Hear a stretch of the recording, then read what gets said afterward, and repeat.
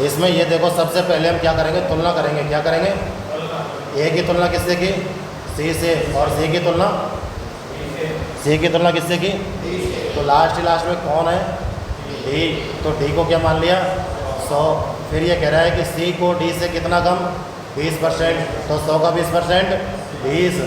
अरे 100 का 20% तो 20 ही होगा, लेकिन ये कह रहा है कि 100 सी को डी से 20% कम, यानी कि 20% कम। 100 में से 20 गए तो 80 तो मिले ना उसको। ठीक है। अब ये कह रहा है कि ए को सी से कितने अधिक? 25%। 25%। अब मुझे ये बताओ, 80 का 10% 8। अब ये देखो कि 10% कितना है? 8 है। तो हमें चाहिए कितना? 20%। कितना? क्या क्या इधर 2 का गुणा कर दिया तो इधर भी 2 का कितना आ जाएगा? 16। अब ये कहते हैं कि हमें 30% चाहिए। कितना परसेंट? तो कितने का गुणा किया इधर? 3 का किया। कितने का किया? 3 का।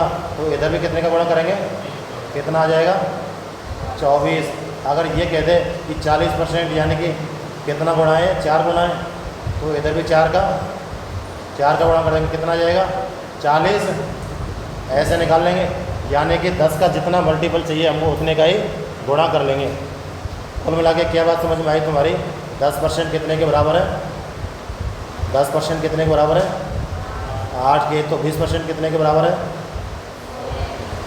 अब मुझे ये बताओ, ये कितने की कह रहा है? ये कह रहा है 25% की। 10% अगर 8 है, 10% अगर 8 है, तो 5% कितना होगा बता सकते हो? 5% कितना होगा? ये चीज़ आ रही है समझ में? इसमें पेन चलाने की जरूरत तो नहीं है भाई। 10 हमें पता है 10% 8 है, तो 5% आधा ही तो है। 5% कितना है? आधा। तो 8 का आधा 4। तो 25% कितना हो गया बताओ? 25% कितना हो गया? 8 और 8 16 और 4 20। 25% कितने के बराबर है? 20 के बराबर। तो 80 में कितना जोड़ दो? 20। ये कितना हो जाएगा वापस?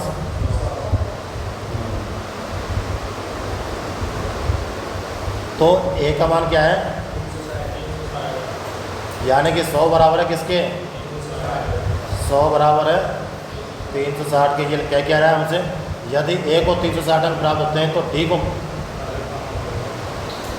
और डी को कितने प्राप्त हो रहे हैं? यानी कि 100 किसके बराबर है भाई? भाई ये तो बराबर है 100 बराबर 360 है, तो इसको भी तो 100 ही प्राप्त हो रहे हैं। तो ए और डी को यानी कि बराबर अंक प्राप्त होते हैं। ए और डी को बराबर अंक प्राप्त होते हैं। ये देखो 100 ही तो हैं दोनों के 100 ही तो हैं। तो डी को भी कितने अंक प्राप्त होंगे? 360। कितने? तो अब ये तुलना क्या करवा रहा है कि डी को अधिकतम अंक का कितना प्रतिशत प्राप्त हुआ, यानी कि डी को कितने अंक मिले? 300। और अधिकतम अंक कितने का है? पेपर कितने का है? कितने का है? 500 का। ये 500 और परसेंटेज निकालना है तो गुणा 2 0 से 2 0। 5 7 35 और 5 दूने कितना आ जाएगा? 72%। आ गई समझ में? ये डायरेक्ट नहीं निकाल सकते हम इतनी, ये डायरेक्ट नहीं निकाल सकते, गलत है। डायरेक्ट तो 360 बटे 500 कर दिया भाई। हमें तो ये तो ए का मान है 360, हमें कैसे पता कि डी का भी बराबर ही है? ये जब हम समीकरण बनाएंगे तभी तो पता लगेगा। हाँ, हमारा अगला क्वेश्चन है एक सभी को समझाने के लिए कि 900 से या 900 का 15% अधिक कितना होगा। ये कह रहा है अधिक की। एक बार कर लो भाई, सभी कर लो, फिर मैं समझाऊंगा। देखो भाई समझो इस चीज़ को, इधर देखो सभी बोर्ड में। ये कह रहा है कि 900 से कितने से? 900 से 15% अधिक। कोई भी संख्या अपने आप की कितने परसेंट होती है? कोई भी संख्या अपने आप की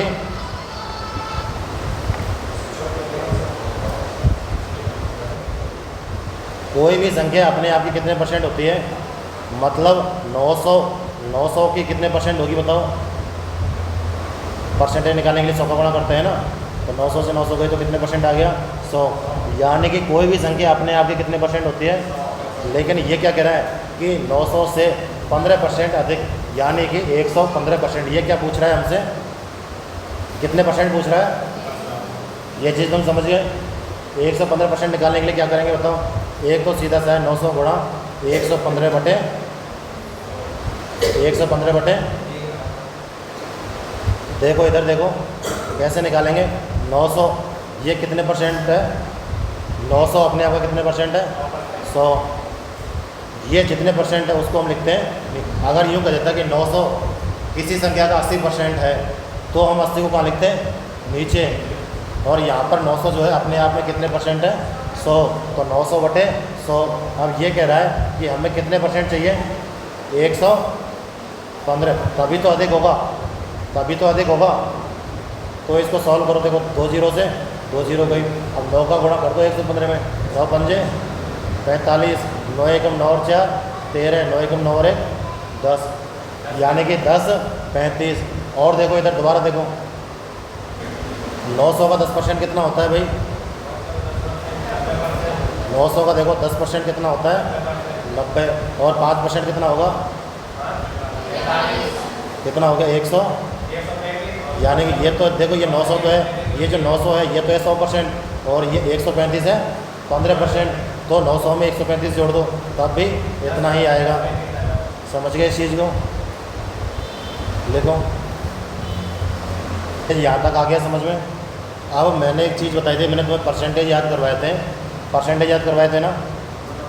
ये जो 15% है इसको क्या बोलते हैं बताओ? ये जो 15% है इसको बोलते हैं 3 बटे, अरे 100 से काट लो। 5 दिया 15, 20 पंजे 100।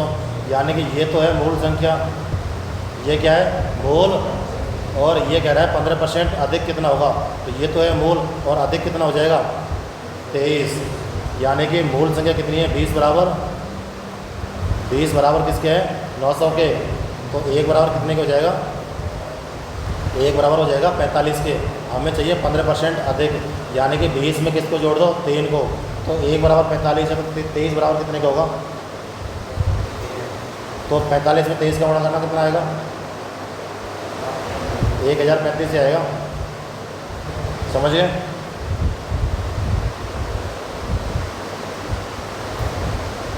समझ में तो आ रहा है? लिख तो लो इसको। तुम्हें करना है वैसे करना, लेकिन लिख तो लो इसको एक बार, क्योंकि आगे जब हम यूज करेंगे यही मेथड काम में आएगा, नीचे वाला।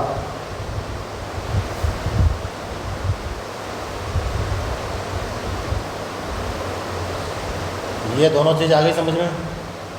20 + 20% का क्या मतलब था बिरजू? यानी कि 1/5। ये नीचे वाली संख्या कैसी है? मूल संख्या, यानी कि इनिशियल वैल्यू। और ऊपर वाली है उसमें क्या चेंज किया गया है? फाइनल वैल्यू आ जाएगी। 5 + 1 कितना? 6। मैंने फिर समझाया था -30%, यानी कि 30% की कमी। 30% की कमी। तो 3/10 लिखेंगे 30% को। समझ गए? तो 10 क्या है? इनिशियल वैल्यू या मूल वैल्यू या वास्तविक वैल्यू। और फाइनल वैल्यू कितनी हो जाएगी? कट पिट के 10 - 3। ये कम करने की कह रहा है ना, तो 7 क्या हो जाएगी? Final value. आ गया समझ में? अब सवाल लिखो।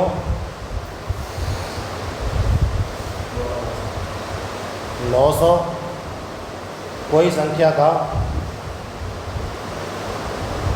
75% है, तो 125% बताओ।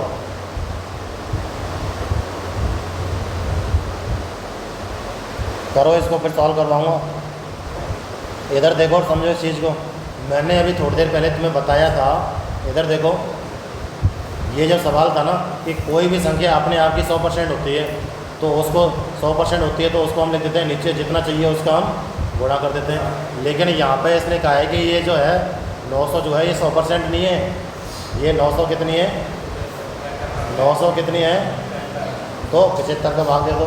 अगर ये कहता है 900 किसी संख्या का 50% है, तो 900 बटे हम क्या लिखते हैं? 900 कितने परसेंट है? 75%। तो 75 नीचे और गुणा कितना चाहिए हमको? 100। करो इसको, कितना आएगा? 25 से 75, 25 पंजे 125। 3 से इसको काट दो 300 बार, तो कितना आंसर आ जाएगा? कितना आ जाएगा? ये जी है कि नहीं है? बिल्कुल।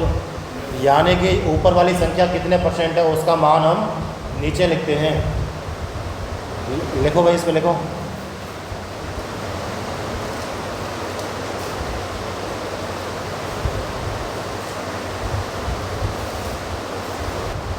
ये आई तुम्हारी समझ में भाई? आ गई? यानी कि ऊपर वाली संख्या कितने परसेंट है उसका परसेंटेज कहाँ लिखते हैं, कहाँ लिखते हैं, नीचे। अब मैं यूँ कहूँ तुमसे, समझो इधर भाई, मैं तुमसे यूँ कहूँ कि 400 किसी संख्या का 10% है, यानी कि 400 कितने परसेंट है। अब हमें कितने भी परसेंट चाहिए, 100% चाहिए तो 100 का गुणा कर देंगे, 500 चाहिए तो 500 का गुणा। अब मैं कहूँ अगला कि माना 72, मतलब 72 किसी संख्या का या x का 2% है, तो वह संख्या सब कितनी होगी, तो वह संख्या मतलब मूल संख्या 100% कितनी होगी, तो किसका गुणा करेंगे, 100 का। समझ गए इस चीज़ को, समझ गए, लिख लो, लिख लिया करो, जो समझाया है लिख लिया करो, लिखने में कोई स्याही नहीं जाती अपनी।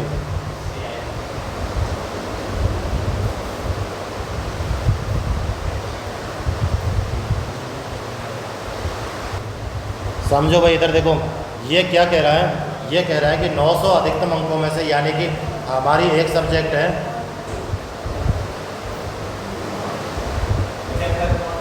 हाँ सही है 75.5। अब समझो भाई, इधर देखो, जैसे कि हमारी जो परसेंटेज बनती है वो ऐसा तो है नहीं कि हमारी एक सब्जेक्ट में मान लो 100 में से 100 आ गए, 100% बन गई, ऐसे निकालेंगे, ऐसे ना निकालें ना भाई। सब सब्जेक्ट देते हैं हमें, जैसे कि हमारे पास मान लो 5 सब्जेक्ट हैं, कितने, जैसे 5 सब्जेक्ट मान लो, पहली सब्जेक्ट जैसे मान लो इंग्लिश में 100 नंबर का पेपर था, कितने नंबर का, सभी का 100 नंबर का पेपर था, लेकिन इंग्लिश में मान लो हमारे आ गए 80, हिंदी में आ गए मान लो 70, कितने 70, और इंग्लिश हिंदी मैथ में मान लो हमारे वापस आ गए 75।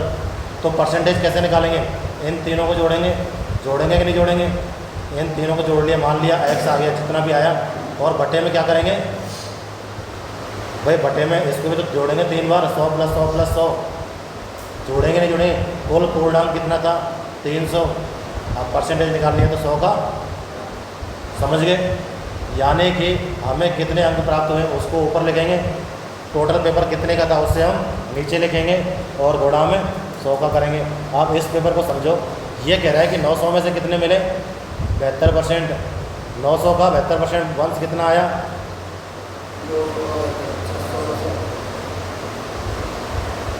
2 जीरो से 2 जीरो गई हैं, 9 दूने 18, 9 7 63, कितना आया, वो तो 18 कह रहा हूँ, 648 पे। दूसरा क्या कह, ये तो हमारी एक सब्जेक्ट हो गई, ये तो हमारी एक सब्जेक्ट हो गई। अब वापस से देखो दूसरी सब्जेक्ट में कितने नंबर आए, 700 का, 700 में से कितने अंक आए, 80%। तो 700 का 80% कैसे निकालेंगे, 80 का गुणा करेंगे और बटे 100, 2 जीरो से 2 जीरो, 7 8 कितने होते हैं, 56। अब तुम ये देखो, हमें दोनों सब्जेक्ट में कुल कितने अंक प्राप्त हुए, इन दोनों को जोड़ लो, 8, 6 और 4 10 के 0 हासिल 1, 6 और 5 11 और 1 12, यानी कि हमको 1208 अंक प्राप्त हुए। कितने में से प्राप्त हुए, 900 और 700, यानी कि 16 में से, 1600 में से, कितने में से, 1600 में से। और गुणा कितने का करेंगे, परसेंटेज निकालने के लिए 100 का करो, 0 से 0 2 जीरो गई। अब 100 का भाग दो 1208 में, कितना आएगा, 16 सत्ते 16 सत्ते 1 16 सत्ते 221, तो कहे तो बच्चों तो कहे, हाँ विशाल बता, 16 सत्ते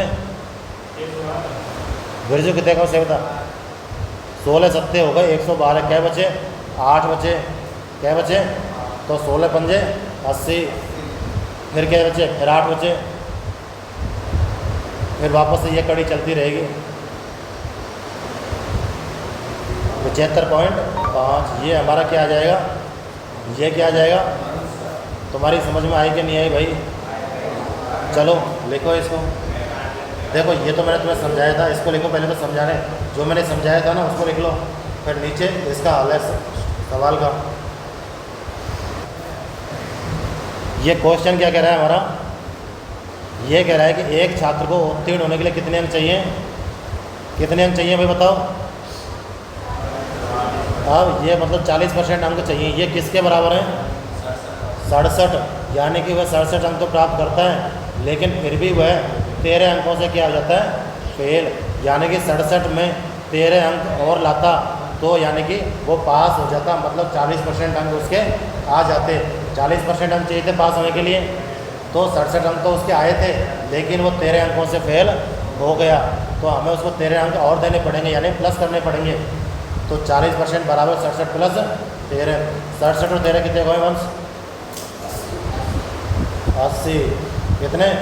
तो 1% बराबर भाई 40% बराबर 80 है, तो 1% का मान कैसे निकालेंगे? 80 बटे 40 कर देंगे ना। 80 बटे 40 करेंगे कि नहीं करेंगे 1% निकालने के लिए? तो 1% बराबर 2। तो हमें चाहिए अधिकतम अंक, यानी कि 100% का मान। कितने परसेंट का? तो 1 बराबर 2 है, तो 100 बराबर,